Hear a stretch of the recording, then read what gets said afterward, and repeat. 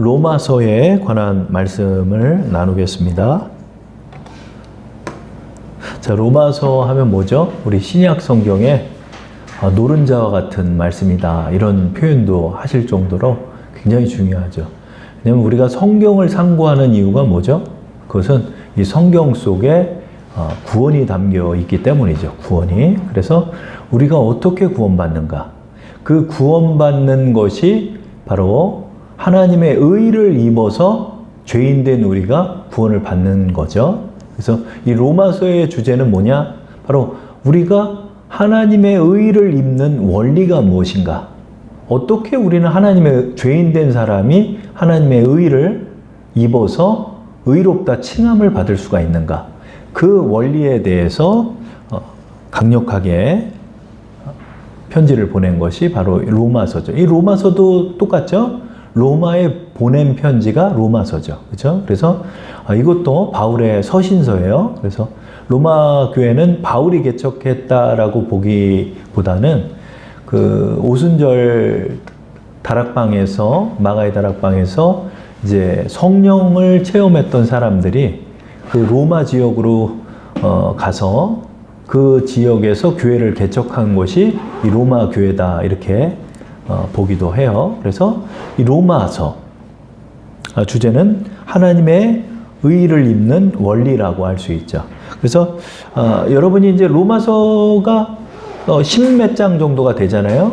그 내용들이 여러 가지가 담겨 있어요. 뭐 유대인의 율법과 이방인의 또 율법과 또 하나님의 의와 뭐 여러 가지 의미들이 있겠지만 우리가 이제 하나만 붙잡겠다, 이런 주제를 삼았잖아요. 그래서 하나가 뭐다? 우리는 어떻게 하나님의 의를 입었는가? 이 관점에서 로마서를 보면 여러분들이 이 로마서에 눈을 뜨게 되는 거예요. 그래서 자, 그냥 여러분 하나님께서 그냥 우리한테 하나님의 의를 줬어요, 이렇게 얘기할 수 있는 문제가 아니라는 거예요. 왜냐하면 하나님은 완전하시고 공의로우시기 때문에 하나님의 공의성에 침해되는 범법과 불의함이 없다는 거죠. 그래서 모든 의를 이루시면서 하나님께서 우리에게 의를 입게 하시는 것이 하나님의 목적이라는 거죠. 근데 그것이 어떻게 가능하냐는 얘기예요. 불가능하죠. 왜냐하면 죄인이 있는데 그 죄인을 어떻게 의인으로 만드냐는 얘기예요. 이 죄인은 죄인이기 때문에 죄의 형벌을 받아서 죽어야 되는 죄인인데 이 죄인을 하나님의 공의에 침해를 받지 않으면서 어떻게 이 죄인을 의인이라고 말하냐 이거예요. 그죠? 그래서 우리가 이걸 생각해 보면서 여기에 하나님의 고민이 있었다는 거죠. 여기에 하나님의 긍휼이 있었다는 거죠. 여기에 하나님의 사랑이 있었다는 거죠. 그래서 우리 같은 이 죄인이 어떻게 의인이 되는가? 자, 먼저 첫 번째로 왜 인류는 하나님의 의가 필요한가? 하나님의 의가 왜 필요한가? 우리가 여기에 한번 주목을 해 보아야 하는 거죠. 그래서 왜 하나님의 의가 필요하냐? 그것은 바로 인류가 모두 타락했기 때문이라는 거죠. 세번역 성경이에요. 로마서 1장 21절부터 24절 말씀을 우리 다 함께 합독해 볼게요. 마이크 대시고 합독하셔도 좋고, 다 함께 시작. 사람들은 하나님을 알면서도 하나님을 하나님으로 영화롭게 해드리거나 감사를 드리기는커녕 오히려 생각이 허망하여져서 그들의 지각 없는 마음이 어두워졌습니다. 사람들은 스스로 지혜 있다고 주장하지만 실상은 어리석은 사람이 되었습니다. 그들은 썩지 않는 하나님의 영광을 썩어 없어질 사람이나 새나 네 발 짐승이나 기어다니는 동물의 형상으로 바꾸어 놓았습니다. 그러므로 하나님께서는 사람들이 마음의 욕정대로 하도록 더러움에 그대로 내버려 두시니 서로의 몸을 욕되게 하였습니다. 아멘. 사람들이 하나님의 영광을 하나님의 영광을 입었었는데 아담과 하와의 범죄함으로 인하여서 어떻게 됐다? 타락했다. 그래서 이 사람들이 인류의 역사를 시작하는 모든 과정이 이 타락의 과정이라는 거예요. 하나님을 떠나는 과정이 되어버렸다는 거죠. 하나님께서 아무리 이들을 구원하려 하여도 이들은 하나님의 말씀을 들을 생각을 하지 않고 인간의 삶으로 살아가다 보니까 하나님께서 이들을 방치해 두셨다는 거예요. 내버려 두셨다는 거예요. 너무 그러니까 하나님께서 그들이 자기의 욕정대로 살아가고 자기의 마음에 죄악이 시키는 대로 살아가는 거예요. 내 마음에 나를 이끄는 대로 사람들이 살아가는 거예요. 그게 죄악인데도. 그러니까 하나님께서 어떻게 할 수가 없는 거예요. 그래서 그들을 죄악 가운데 그냥 두신 거예요. 그 사람들이 심지어는 어떻게 됐다? 하나님의 영광을, 이게 이제 옛날 한글 성경에는 금수와 버러지의 형상으로 바꿨다, 이렇게 표현을 해요. 하나님께서 어떻게 해요? 사람들이 마음의 욕정대로 하도록 더러움에 그대로 내버려 두셨다, 그러면. 하나님이 전능하시지만 여러분, 자유의지를 가져다가 불순종에 쓰는 사람들에 관해서는 어찌할 수가 없는 거죠. 그러니까 온 인류가 지금 어떻다? 죄 아래 있다는 거예요. 죄 아래 있다는 거예요. 타락하에서 죄악이 시키는 대로 사람이 살아가는 거예요. 그러니까 어떤 분 그런 표현을 써요.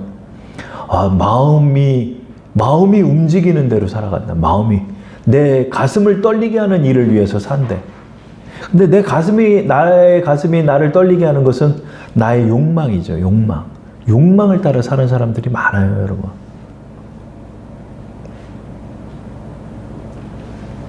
그래서 사람들이 지금 어떤 과정에 지금 있다는 거죠?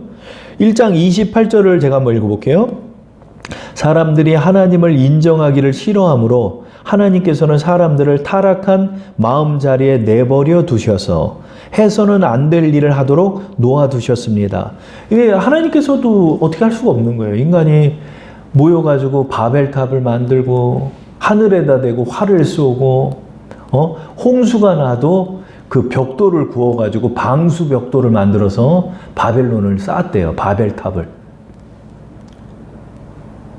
떠내려가지 않으려고. 노아의 홍수 이후에. 그러니까 사람들이 이렇게 해버리는 거예요.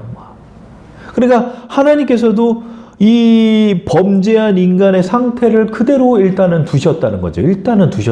왜? 이제 메시아를 보내시기 위해서 이들을, 지금 온 인류의 역사가 그냥 하나님을 떠난 역사예요. 마음에 하나님을 두기를 싫어하고 하나님의 살아계심조차도 인정하지 않는 시대를 모든 인류가 살아가고 있는, 하나님을 떠나서. 지금 인류의 상태가 지금 이렇다는 거죠. 그렇죠? 그러나 하나님께서는 이 상태를 보시되 이것을 그냥 간과할 수는 없는 거죠. 왜냐하면 온 인류의 왕이시기 때문에 하나님께서는 이 인류, 죄를 지은 사람에 관해서는 심판할 수밖에 없다는 거죠. 그게 누구다? 하나님을 만났던 민족, 유대인도 똑같이 죄 아래 있고, 아직 하나님의 복음이 들어가지 않은 이방인도 범죄 아래 있다는 거죠. 그러므로 유대인과 이방인 전부 다 하나님의 심판 아래 지금 놓여져 있다는 거예요. 우리 로마서 2장 2절 다 함께 한번 읽어볼게요. 시작. 하나님의 심판이 이런 일을 하는 사람들에게 공정하게 내린다는 것을 우리는 압니다. 하나님의 심판은 공정할 수밖에 없잖아요. 하나님은 우리의 아버지이시지만 하나님은 심판자예요. 하나님은 심판을 내리시는 분이시라고요. 온 인류의 주관자예요. 지금 죄 아래에 있으면 죄에 대한 형벌을 가할 수밖에 없는 거예요. 지금 인류의 현실은 지금 이렇다는 거죠. 자, 먼저 하나님의 율법을 받은 유대인도 하나님의 공의로운 심판을 벗어날 수가 없다는 거죠. 왜요? 율법을 받았지만 율법 받은 사람은 율법을 준수함으로 의롭다 되는데 율법을 다 준수하지를 못하니까 유대인도 심판을 받을 수밖에 없다는 거죠. 우리 2장 12절을 한번 읽어볼게요. 시작. 율법을 모르고 범죄한 사람은 율법과 상관없이 망할 것이요 율법을 알고 범죄한 사람은 율법을 따라 심판을 받을 것입니다. 아멘. 여러분, 변호사가 법을 다루고 있어요. 그죠? 변호사가 법을 다루고 있지만 법을 알고 있다고 그래서 변호사는 다 무죄방면되는 게 아니잖아요.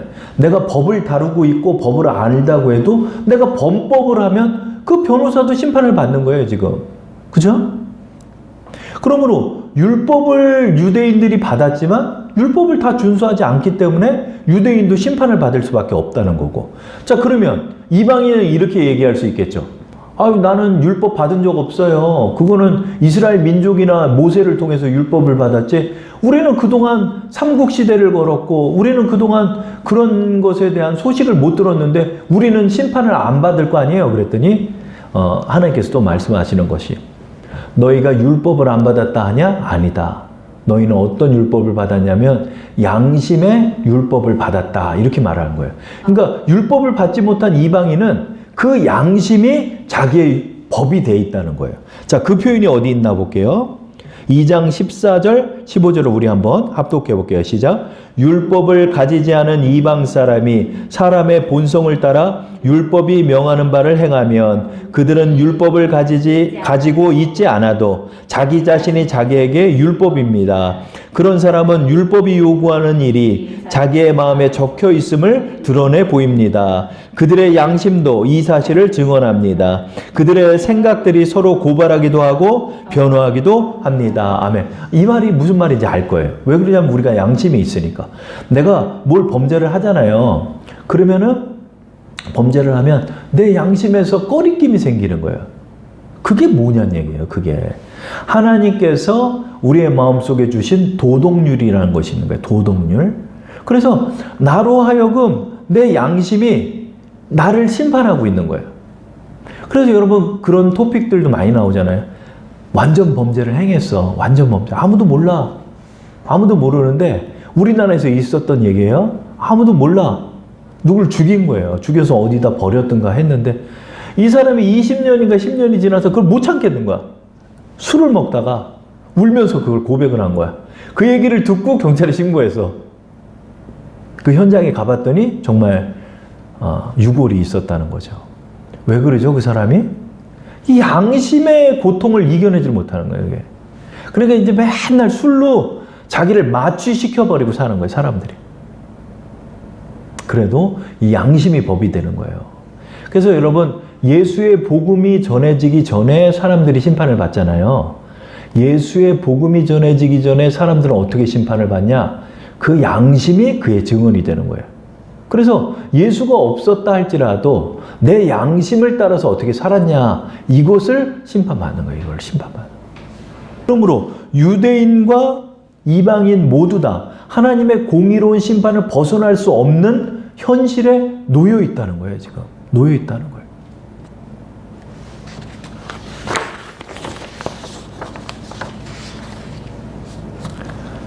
인류의 현실은 어떨까요?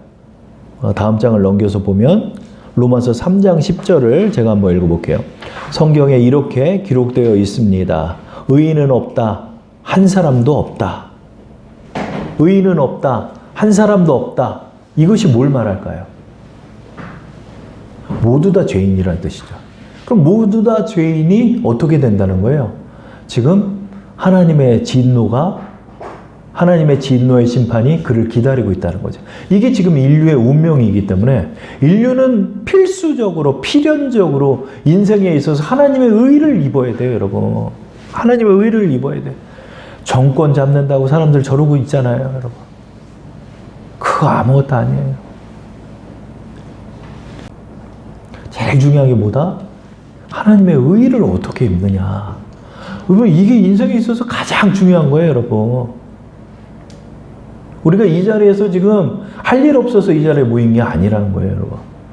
가장 인류의 중요한 중대사를 우리가 지금 배우고 나누고 있는 거예요. 이게 여러분 굉장히 중요한 거예요, 여러분. 이게 너무나 중요한 거예요. 자, 인류의 현실은 또 어떻다는 거죠? 두 번째로 보면 하나님의 영광에 어떠한 방법으로도 지금 도달할 수 없다는 거예요. 지금 인류의 현실은 어떻다? 다 죄인이다 이거야. 지금 다 죄인이야. 자, 그러면 죄인이 하나님의 의에 도달해야 사는데 인류의 힘으로 하나님의 의에 도달할 방법이 없다는 거예요. 방법이. 왜 그러죠? 우리 3장 23절 다 함께 합독해 볼게요. 시작.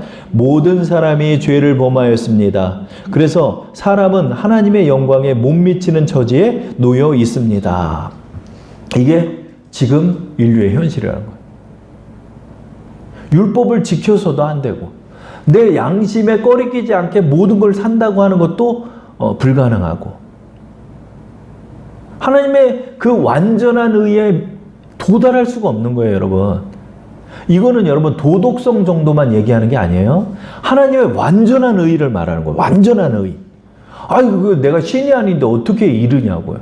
그게 바로 인류의 지금 현실이라니까. 아니, 내가 어떻게 하나님의 의에 도달합니까? 못 도달해요, 못 도달해요.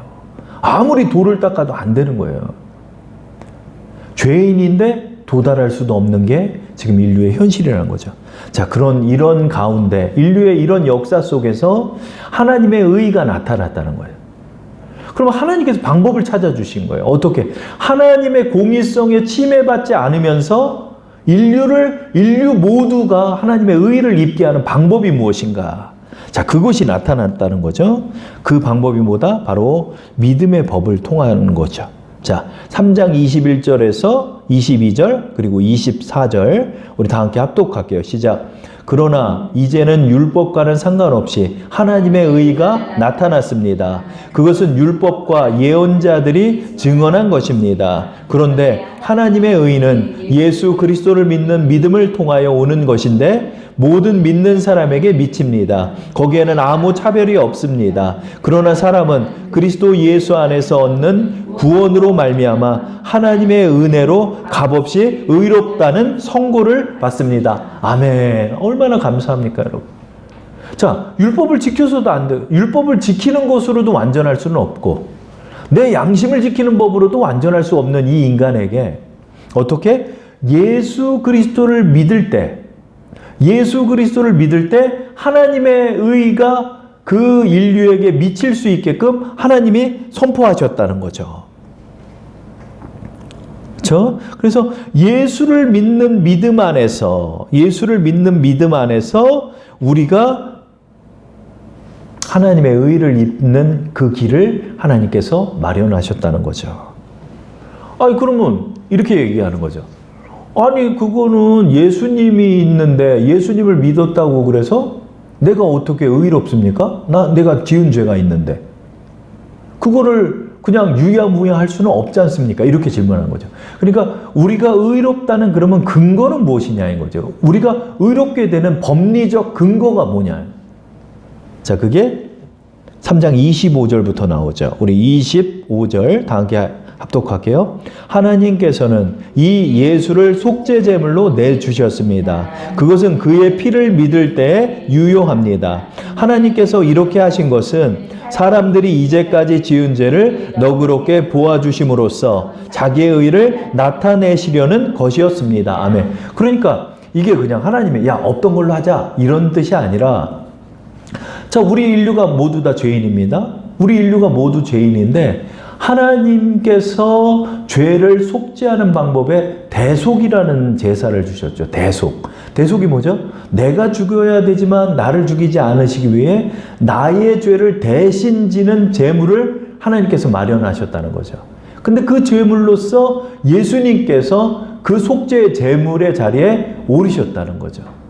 그래서 나의 죄를 예수님이 대신 지심으로 나는 그것을 믿음으로 말미암아 내 죄가 없음을 선포하여 주셔서 나로 하여금 하나님의 의를 입게 하셨다는 거죠.